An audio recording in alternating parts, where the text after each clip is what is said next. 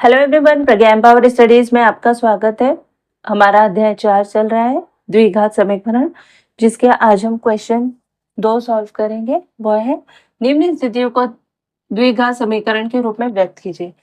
ये स्टेटमेंट दिया है, उसको द्विघात समीकरण के रूप में व्यक्त करना है। तो स्टार्ट करते हैं। फर्स्ट क्वेश्चन, सेकेंड क्वेश्चन का फर्स्ट है, एक आयताकार भूखंड का क्षेत्रफल 528 मीटर स्क्वायर है। क्षेत्रफल की लंबाई मीटर में चौड़ाई के दुगने से एक अधिक है। हमें भूखंड की लंबाई और चौड़ाई ज्ञात करना है। इसमें क्वेश्चन में जरूर दिया है कि चौड़ाई, लंबाई और चौड़ाई ज्ञात करनी है, लेकिन इस क्वेश्चन में हमको सिर्फ द्विघात समीकरण बनाना है, क्योंकि जो आपकी बुक है एनसीईआरटी, उसकी जो लास्ट में एक्सरसाइज के आंसर दिए है, उसमें सिर्फ इक्वेशन बनाकर बताई है ना।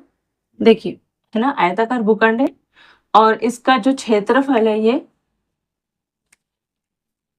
528 मीटर स्क्वायर है ना। इसकी जो लंबाई है वो इसकी चौड़ाई के दोगुने से भी एक ज्यादा है, ऐसा क्वेश्चन में दिया है ना। तो सॉल्व करते हैं। देखिए, जो चीज ज्ञात करनी होती है मान लेते हैं। तो माना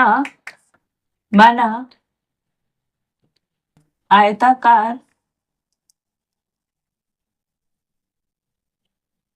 भूखंड की चौड़ाई x मीटर है ना, दिया ही है, यहाँ पर मीटरों में है। लंबाई, क्षेत्रफल की लंबाई मीटरों में चौड़ाई के दुगने से एक अधिक है। यानी लंबाई के संबंध में ये बताया गया कि जो लंबाई है उसकी चौड़ाई के दुगने से एक अधिक है। तो चौड़ाई पता चल जाएगी तो लंबाई तो हम निकाल लेंगे, है ना। इसलिए हमने मान लिया कि भूखंड की चौड़ाई कितनी है, x मीटर। तो प्रश्नानुसार क्या होगा,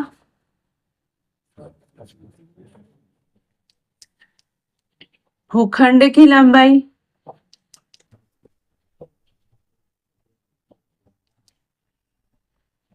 चौड़ाई के दुगने से एक अधिक है।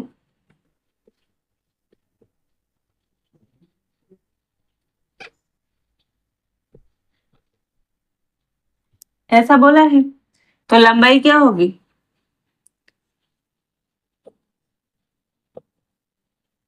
लंबाई होगी एक अधिक चौड़ाई के दुगने से। चौड़ाई के दुगने से एक अधिक है, ठीक है। तो 2x प्लस 1 होगा, क्योंकि चौड़ाई का दुगना क्या होगा, 2x, और इससे एक ज्यादा यानी +1। ये मीटर में होगी, ये भी लंबाई, ये लंबाई है और ये चौड़ाई है, ठीक है। और क्या दिया है, एक आयताकार भूखंड का क्षेत्रफल हमको दिया है। क्षेत्रफल क्या होता है, ये जो क्षेत्रफल होगा क्या होगा, लंबाई गुणित चौड़ाई, है ना। ये लंबाई, ये चौड़ाई मान लो, और ये लंबाई। डायग्राम आपको बनाना नहीं है, मैंने समझाने के लिए आपको बताया है ना, रफली आप भी बना लीजिए। तो भूखंड का क्षेत्रफल क्या होगा, लंबाई गुणित चौड़ाई, यही होता है।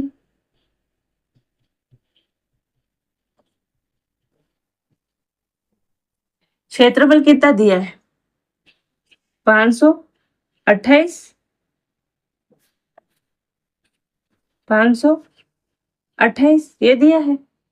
लंबाई क्या है, 2x प्लस 1, चौड़ाई क्या है, x। सॉल्व करेंगे तो क्या होगा, 2x स्क्वायर प्लस 1, ये 528 है। इसको इधर लेके जाएंगे तो क्या होगा, 2x प्लस 1, और ये 528 को इक्वल टू के इस साइड यानी समीकरण की दूसरी साइड रखते हैं तो चिन्ह चेंज हो जाता है, तो माने -200, 528 इक्वल टू 0। ये था 2x स्क्वायर, है ना, 2x स्क्वायर प्लस 1, ये एज इट इज, और ये इसका पक्षांतर हुआ, है ना, इक्वल टू 0। तो ये क्या बन गया, हमारा द्विघात समीकरण।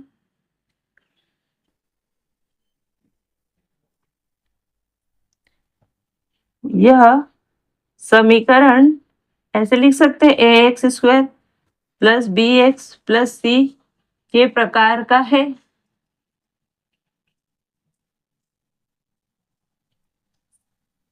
जहां a b c वास्तविक संख्या है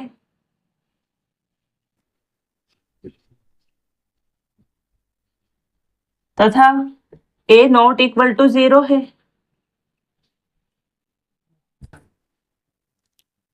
इसको समीकरण 1 दे दो। अतः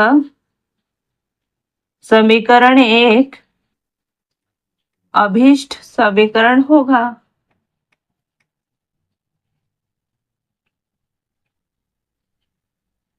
है या होगा, यानी ये जो आपको स्थिति बताई है उसका समीकरण क्या है, ये यही आपका आंसर है।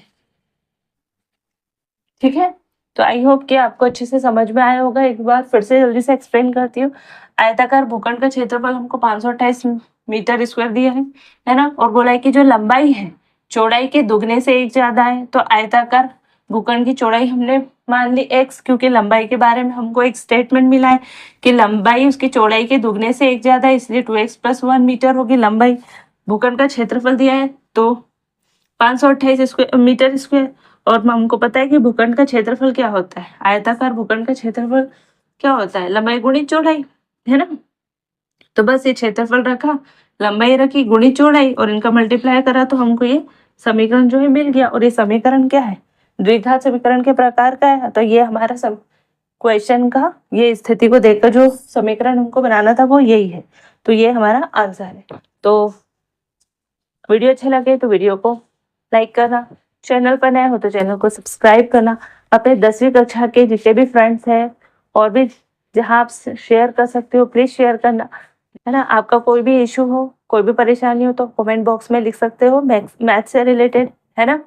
तो मिलते हैं नेक्स्ट वीडियो में, तब तक के लिए जय हिंद, जय भारत, थैंक यू।